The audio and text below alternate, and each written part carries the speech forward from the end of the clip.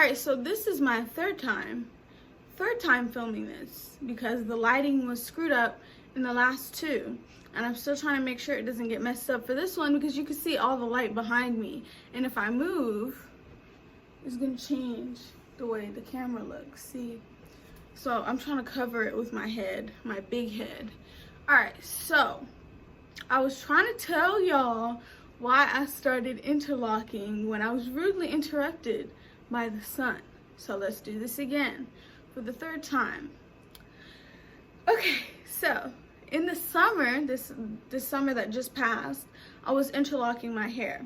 There's a channel on my video called Lock Crisis where I'm like crying and very upset, and I'm gonna insert a clip. And I'm very irritated because you guys know I recently started doing the interlocking. Now my problem is the fact that I'm at a 4-point rotation and I love how big my locks are now and I don't want them to get smaller. So I'm trying to figure out, do I want to comb these out and start over and waste the whole year, or do I want to continue with the interlocking and risk that they might end up small? Okay, calm down.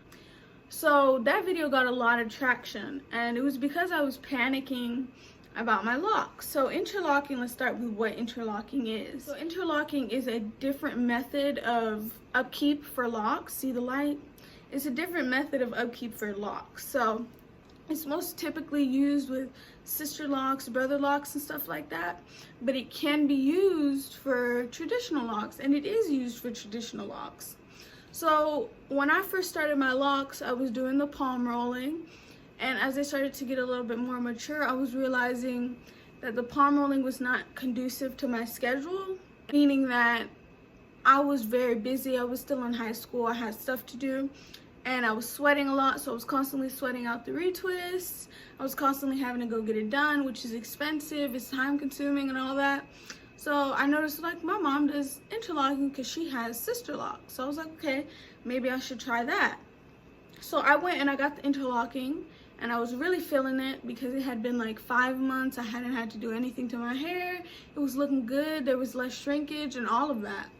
Then like one day I started to notice like the interlocking part had started to compact, and so it looked like the top part of my hair was puffy and the part that had been palm rolled was puffy, but the part in between that had been interlocked looked like it was getting smaller. So like you can see here, let me find a better one. Okay, so like you can see here a little bit, you can see this is thick, this was all palm rolled, this was interlocked, you can see that it's smaller, and then all of this was palm rolled. You see the size difference, right? It's not major, but it's there and it's noticeable. So in the summer, I woke up one morning, I noticed that my hair started looking like, you could see the difference in the pattern. And I started panicking because I want my locks really big, all right? So when I got them, I didn't know if I wanted them small or big, so I decided to do like an in-between, which is what my locks are, kind of in between like micro and regular size locks. So after I did the interlocking, I saw that they were getting smaller. I was like, oh my God, if I keep interlocking, then everything up here is gonna be really skinny, and then all of this down here that was palm rolled is gonna be really fat. So I was really upset about it and all that, which you can see like in the little clip I inserted, and I decided to stop. And I did the video and all that, and a lot of y'all were saying if you stop, it might be like a really drastic difference between the palm rolled part and the interlocked part, but I didn't care. I was not doing the interlocking. I did not want my locks to get smaller. Now the error in that was the fact that, okay, number one, I didn't know there were different points in interlocking, point rotations, the amount of rotations of the interlock, all right? That sounds so stupid, but it's true. So I found out from y'all that there's 2-point, I think 3-point, and 4-point. Now my loctician, she decided to do 4-point when she did my interlocking, and that was not good for my hair because I have thick locks. I needed a looser, see the light? I needed a looser pattern so that my locks could still be big. So some of y'all were saying just keep doing the interlocking but go back and do a 2-point, but I just wanted to stop because I wanted my hair to be able to get bigger. So I was trying to get my mind together. So the pros of the interlocking was the fact that, number one, I was going a very long time without having to get any retwist done. I was going like 5 months, maybe even I could have gone like 6. Number 2 was that I could sweat. I could do all my things without having to worry about sweating my roots out. Number 3 was there was a lot less shrinkage. I guess because it's a more compact way, there's not really any space for it to shrink, because it's not like the retwist where it can just unravel and shrink back up. And then the downsides of it were, number 1, it can cause the locks to become smaller. Number 2, if it's done improperly, now the sun is going away. What is going on? Anyway, if it's done improperly, it can cause really bad breakage later on.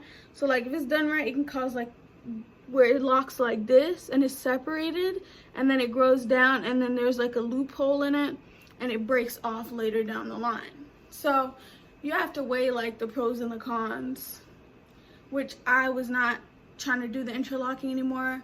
And I was also considering at the time combining my locks. So I wanted to combine like 2 to make 1, so they would have been like this size.